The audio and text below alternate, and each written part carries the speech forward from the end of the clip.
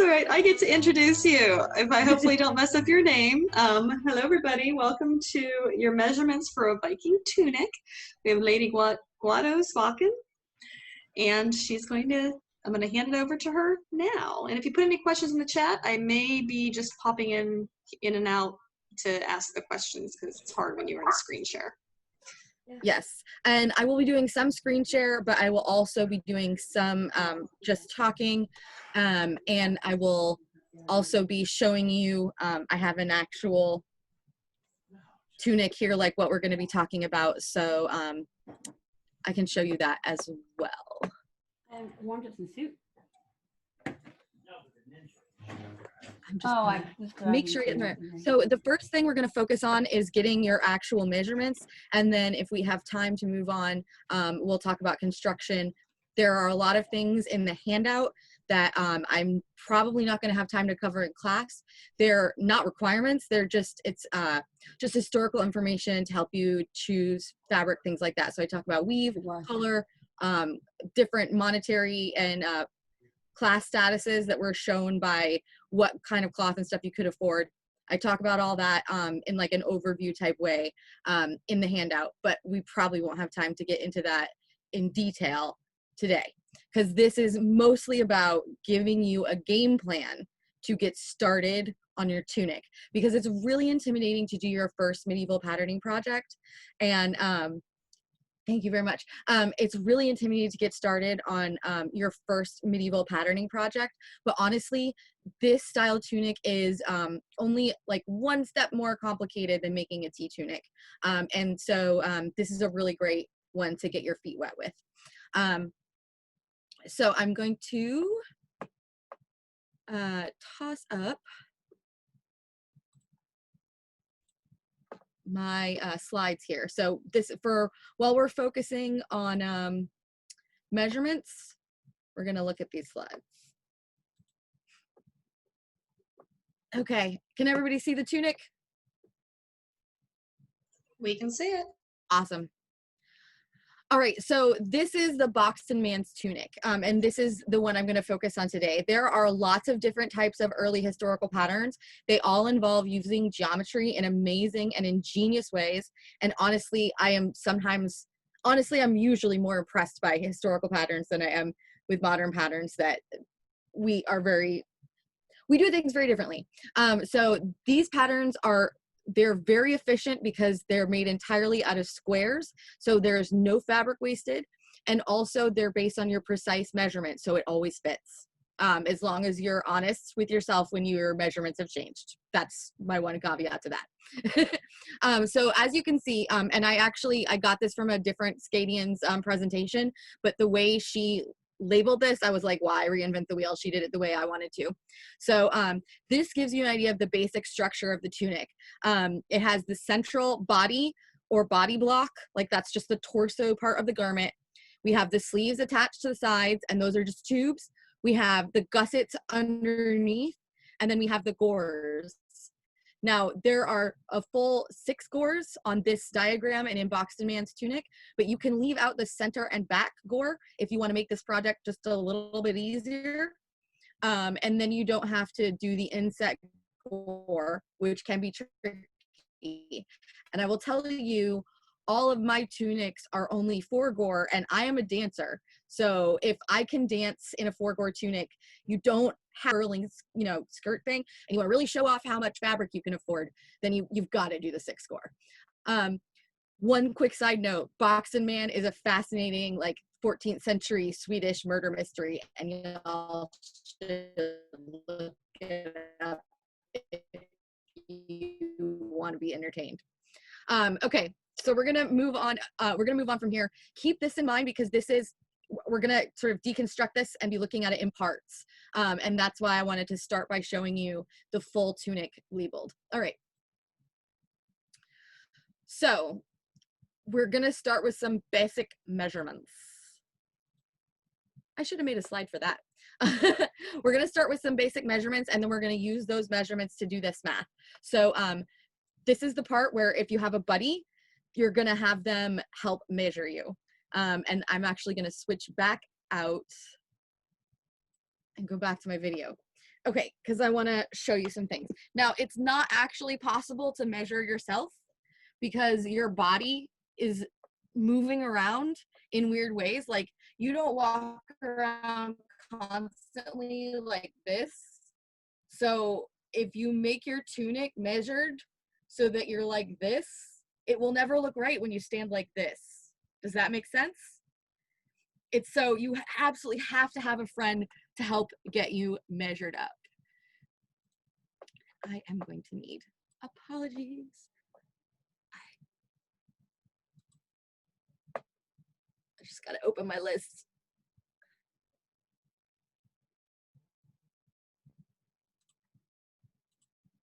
Okay.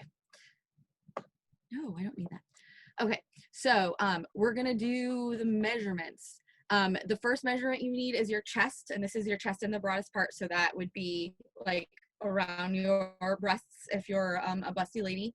And that's one of the things that I love about this pattern is everyone makes the same pattern, but because everyone is drafting it out with their own measurements, it fits you. It fits you so much better than modern clothing ever will. Especially if you're an oddly sized person like myself. It's really nice to have garments that actually fit. Sorry that this is cutting my head off, but the important part is my body. Okay, so chest circumference is the widest part of your chest. Waist circumference is the widest part of your waist. And you're gonna do both of those, and then you're gonna choose the larger of them to use in your measurements for the tunic. You need to go neck to hem, which is gonna be where you want the neck of the tunic to hit you, on the front and in the back. You're gonna notice that the back measurement is longer.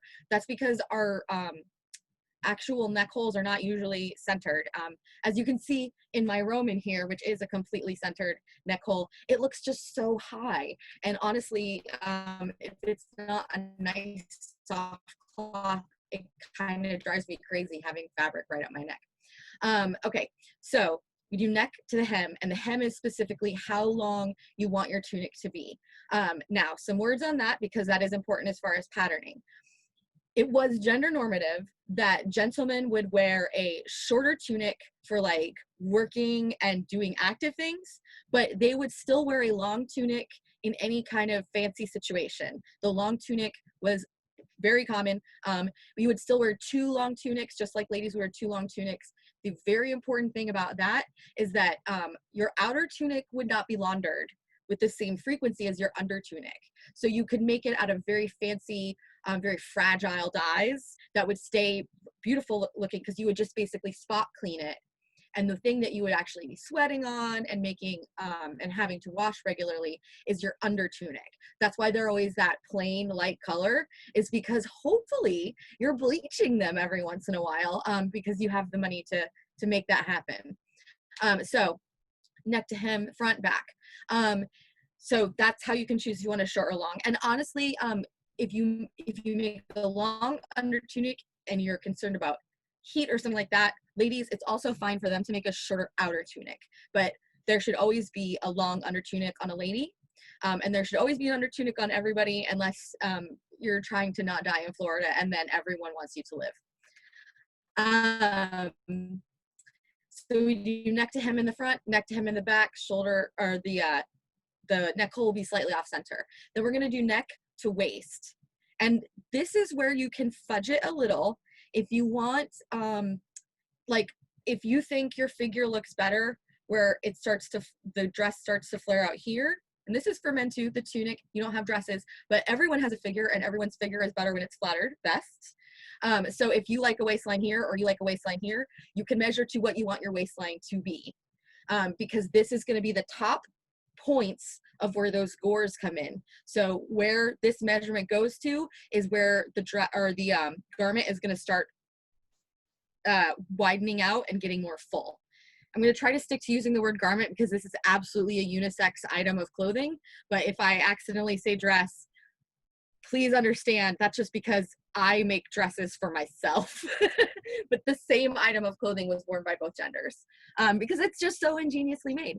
Okay, so then we need the upper arm circumference, and this needs to be at the largest part of your arm so that it will fit. And if you're a muscly person, this is like if you're a busty person, if you're a muscly person, you want to tense up those muscles and get it when your arm is the largest around the largest part of your arm. It's very important. Otherwise the sleeve will literally like hulk out when you try to do anything. It's very unfortunate.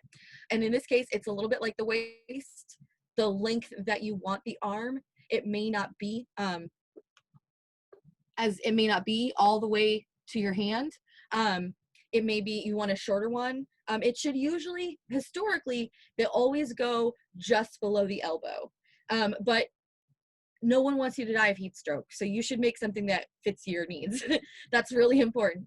And for a historically long sleeve, they would actually go usually to the knuckles in the ones that I have seen or heard talked about, read about. So that is a properly long sleeve. And that makes sense because then if it's cold, you can pull your hands in and sort of pull the sleeve around your hands and keep your hands warm, even if you don't have gloves or mittens or anything like that. Okay, so arm length, we talked about that. You can choose your arm length in this case.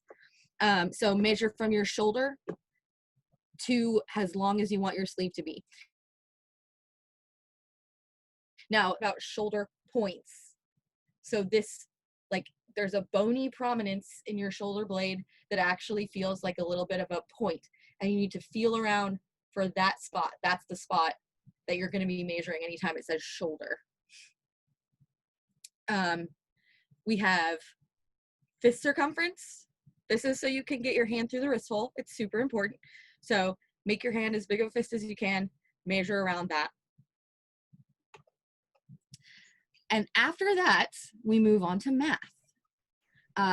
So as you can see on the slide, or no, I'm sorry, I took the slide off. I'll put the slide back on. Quick question while you're pulling that up. Yes, go ahead. From the chat. Mm-hmm. Where should the hem fall for under tunic, calf or ankle? For under tunic, for like a active under tunic or for a fancy under tunic? Doesn't say. Ethne, you want to unmute yourself? That was your question.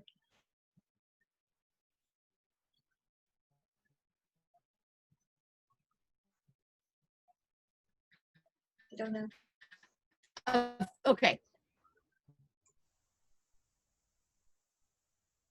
I'll say both, or ankle length. An active for any gender, I would say would go just below the knee, at least just below the knee. I would have the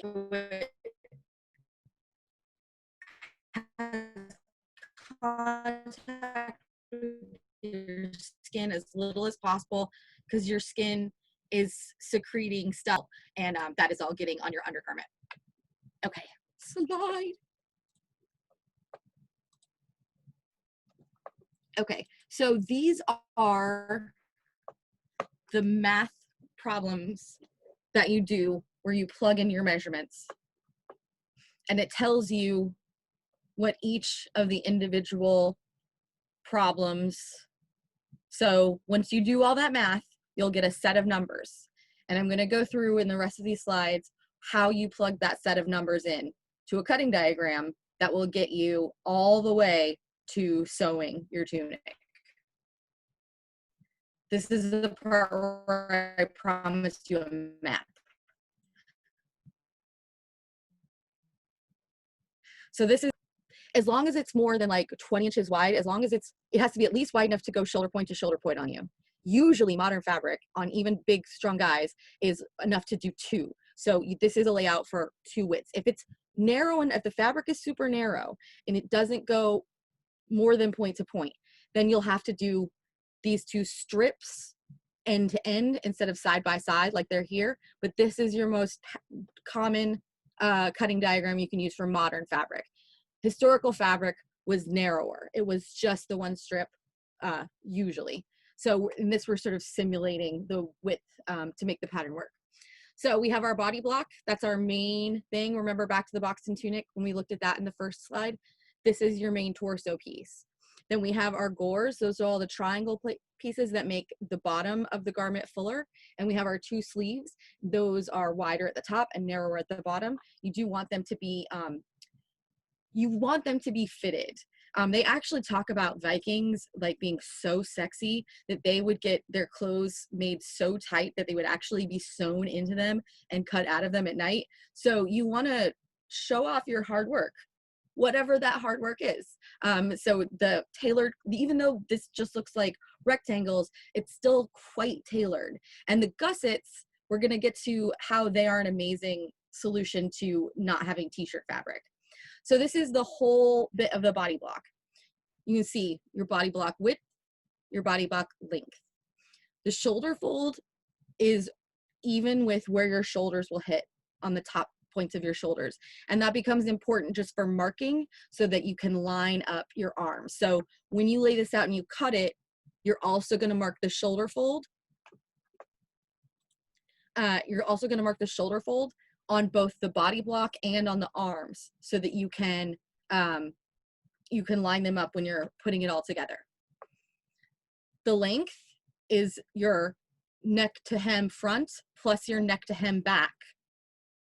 You put your neck hole, which is, you get the neck hole by finding a shirt without stretchy, like a not stretchy shirt that you like the neckline of, and just put it on here, trace it out. And that's how you get your neck hole. And I absolutely think you should choose a shirt that is a modern shirt because that will get you the best idea of what's going to be comfortable. Unless you're entering something in A&S, your first goal is to make something you want to wear. Because if you make it and you never wear it, there is literally no point. So after body block, we have sleeves. They're down in the corner.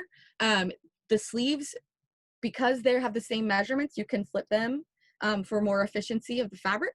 And then you'll mark the shoulder fold at the top just for future alignment purposes. It makes it much easier when you get to construction.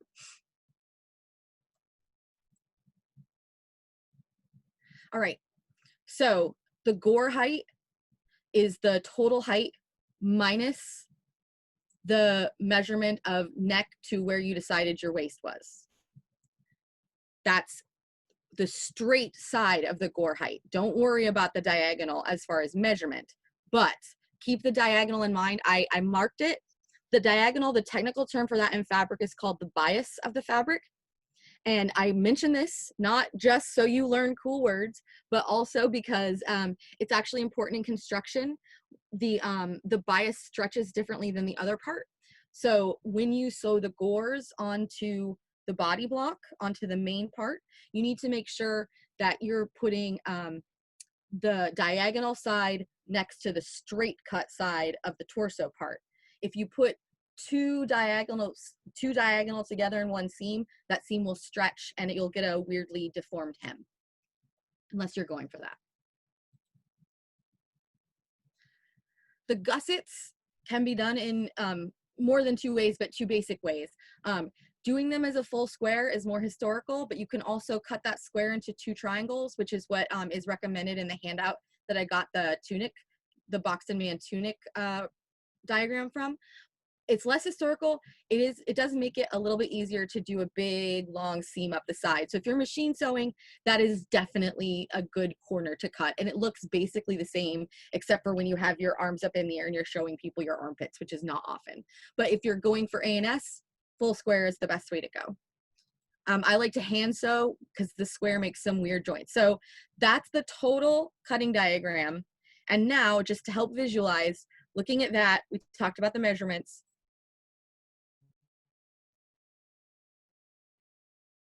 Go back to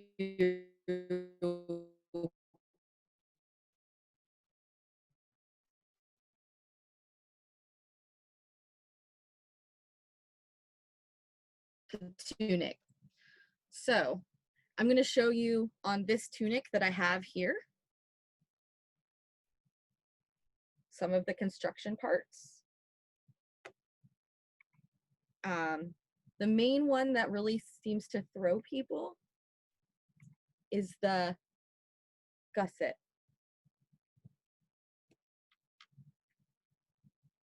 So as you can see, it's just a square here. But the thing that is amazing about the gusset is the gusset makes up for the fact that this fabric doesn't stretch like modern t-shirts do, and allows you to be able to put your hand over your head. If you don't have a gusset in a fabric that's not stretchy in your garment, or you're not cutting it in a big round, so you have this space here where they use the straight geometry to create a curve, then you can only get to here. So the gusset is an amazing, very important part of life. If you were in a fight in this, you can't do it without a gusset. It's very important.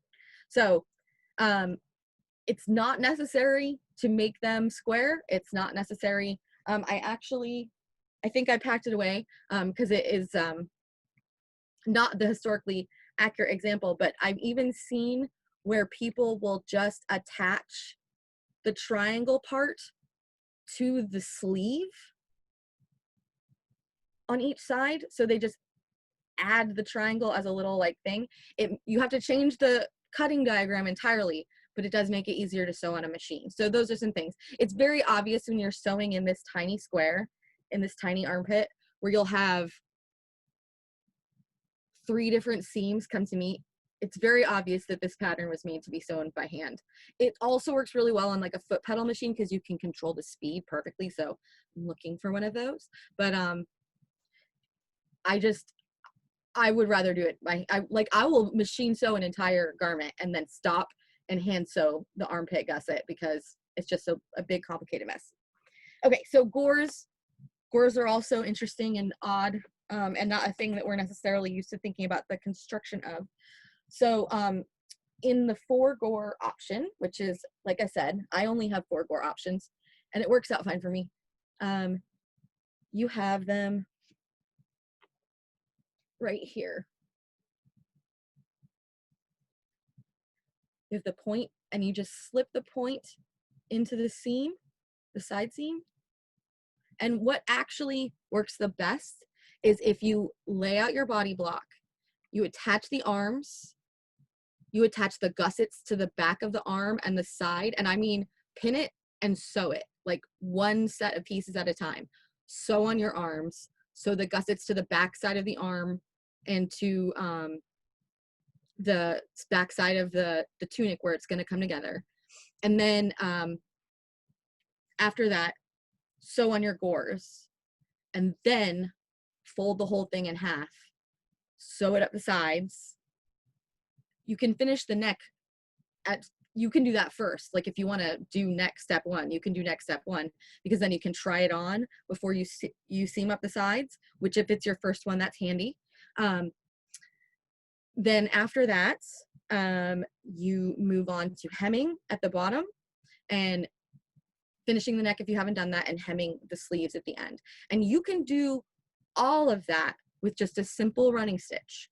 And in places where you want a little bit more security, you can do a few rows of a simple running stitch. You just want to make sure not to let your stitches get too wide.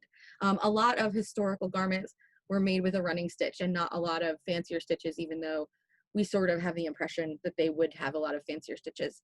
They do, those certainly exist, but a lot more of it is just plain running stitch than you would ever imagine. Hem stitch is also useful if you know like a blind hem stitch. Of course, that makes the hems nice and like smooth looking.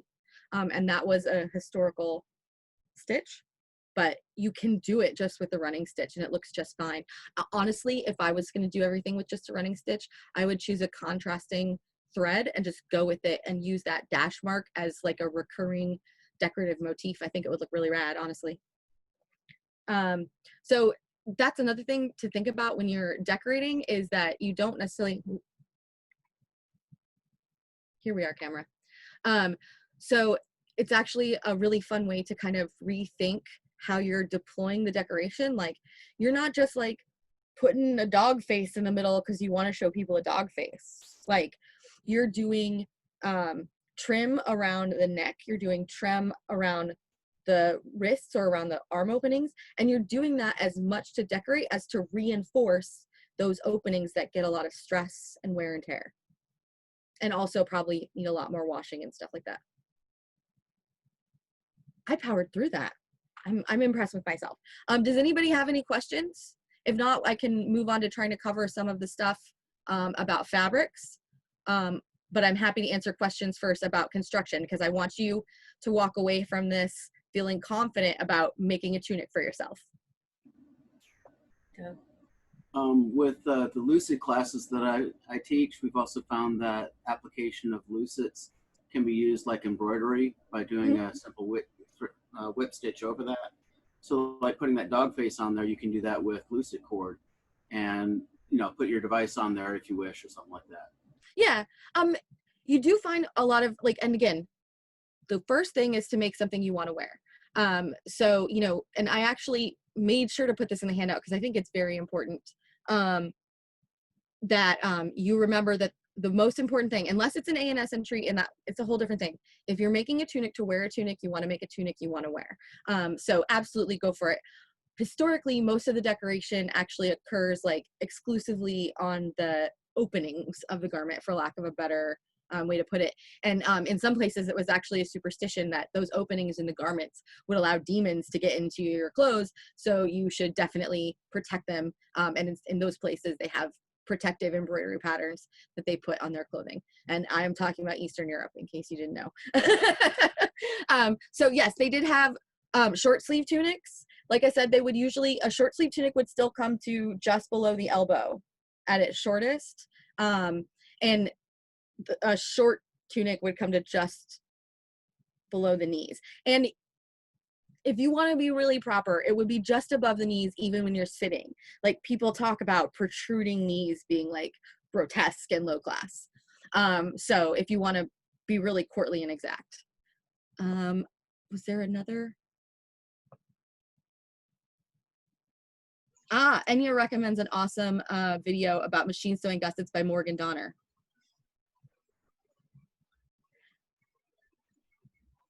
Yes, the video will be available.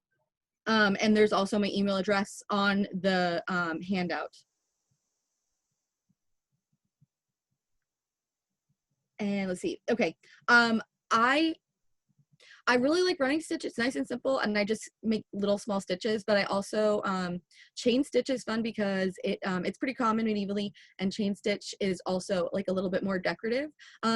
Back stitch, if I want something to just absolutely never fall apart, I use a back stitch. So something that you want to be really, really sturdy, maybe shoulder or armpit seams, you might want to back stitch there, just because that helps reinforce it a lot. But the most important thing you can do to keep your garment from falling apart is to fold and then fold again the seams over, and then stitch them down on that folded edge. And that can add another decorative graphic element along all the seams of your garment. It kind of looks awesome. And that also reinforces those seams by keeping all of the open thread edges wrapped up and inside where they can't fray. And that will, those last forever. Those last forever.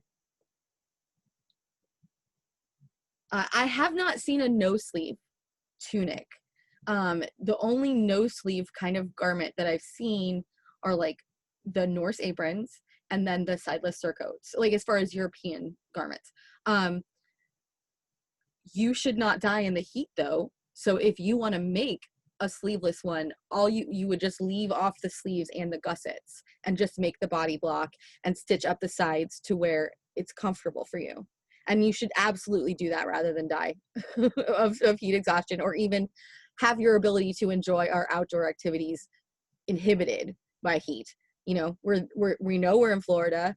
We know we're going to be outside. We know we're going to be hot. Plan ahead, take care of yourself. We're all friends here. Take care of my friend, and make the garment that you can wear and participate and be happy and comfortable.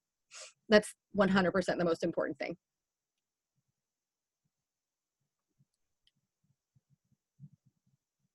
I think so. Okay, that.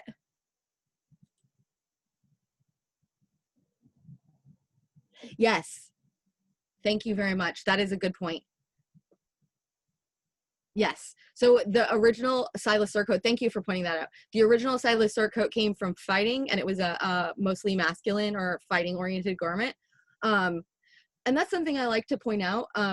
it's not so much that there were men's clothes and women's clothes, there were men's activities and women's activities, and the clothing fit the activities. So if we live in a modern world where there's no such thing as men's activities and women's activities, then there's no such thing as men's clothes and women's clothes. There's only the clothing appropriate to the task at hand. That's how medieval people actually thought of it. They just thought that the task at hand for women and the task at hand for men were two very different things. So before we get, I'll not diverge more than that, but the sideless surcoat started in a fighting context, and it was originally just completely open on the sides. It was more kind of like a tabard, what we would think of as a tabard, but that's the original.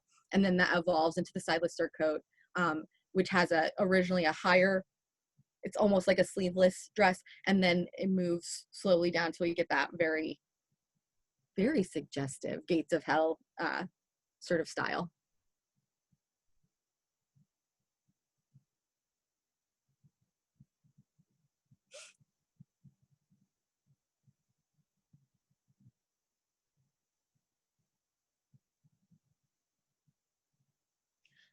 There were dyes available, but for linen, but they took longer. They took more dye stuff. They were more labor intensive and more costly, which is why intensity of color in any cloth, but particularly linen, is so important, because if you were a middle class person, you literally would not be able to afford something that came from the first dye batch.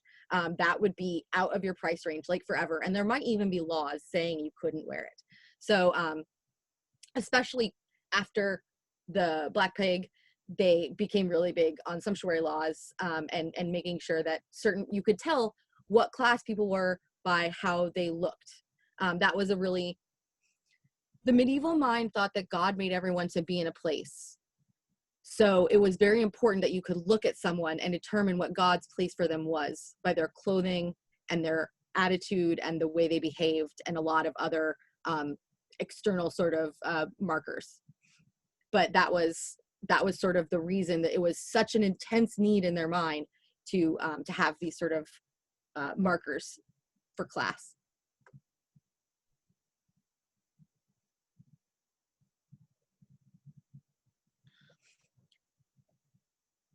I honestly just cut all my gussets to fit the size of that leftover bit of scrap on the cutting diagram. And I wish I had more experience making tunics for people that aren't me, so I could give you a better answer, and I apologize. I have worked with helping someone who is a much more well-endowed lady than myself. I was honestly I was like, oh, people would never think I was a boy. Anyways, the grass is always greener. But we made gussets that were more of a diamond shape like this. And that provided more space for the that's the actual space her body needed, was a quick expansion and then a slower. Do you understand what I'm saying? So think about it in terms of that gusset is there to get wider and then to get narrower again. Think about the shape that your body needs to accommodate your body in the garment.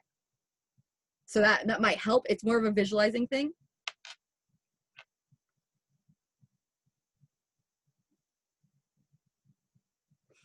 Yeah, the sample like wool picture that I have of the different dye baths, I love that. I love that even more than the color cards for all the different colors. I feel like you can describe the different colors available, but being able to actually see the change from first to second to exhausted dye bath is awesome. I hope that helped, Victoria. I'm very sorry that I can't give you a better answer.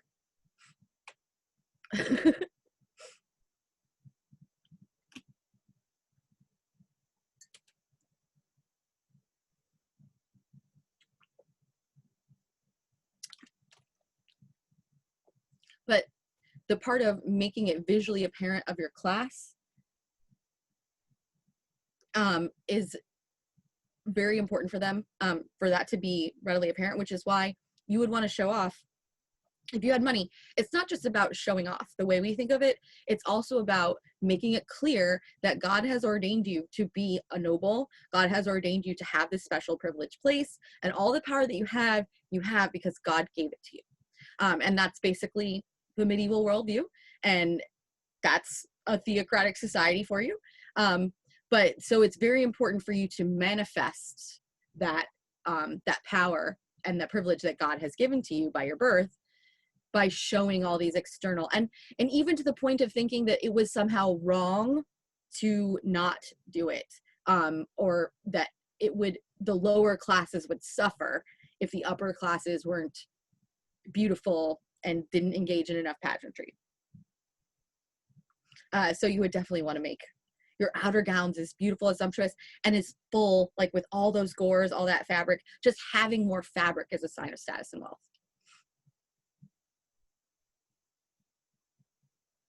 Okay. So everything else about fabric choice, I talk about different weaves you can look for. I have pictures.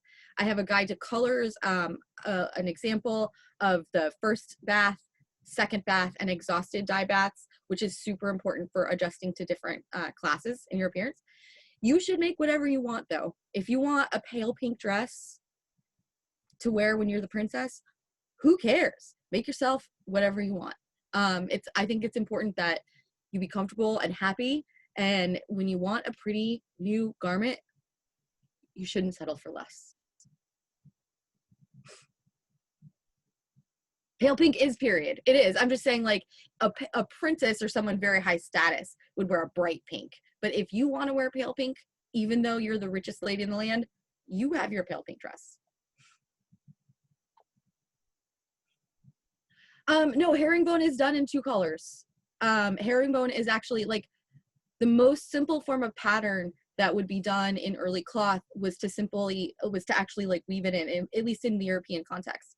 So once they started getting different weaves, they were all about changing up the different colors of fibers that they put in the weaves.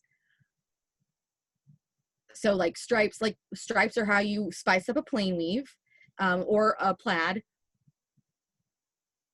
Yeah, and then twill, once you get twill, you can spice, like herringbone is basically a stripe on a twill weave. So they were all about it. And they have, oh gosh, there's so many different variations on the twill pattern. It's great. And all of those are totally period. I thought I had a good example like right over here, but I don't, I moved it. So I am 100% serious with putting my email address on there. If you get stuck and you want help, email me and I will do what I can to help you.